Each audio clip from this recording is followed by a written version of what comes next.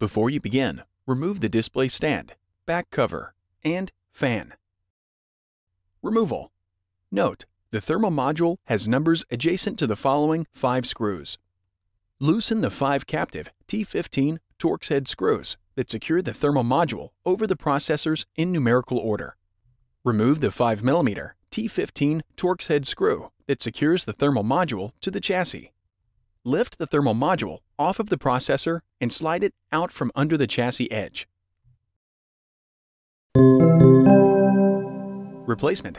Using an alcohol swab, carefully remove the thermal grease from the heatsink and processors. Apply new thermal grease to the processor. Tow the thermal module under the chassis edge. Align the screw holes on the thermal module with the standoffs on the motherboard and place the thermal module into position. Tighten the 5 captive T15 Torx head screws that secure the thermal module over the processors in numerical order. Replace the 5mm T15 Torx head screw that secures the thermal module to the chassis.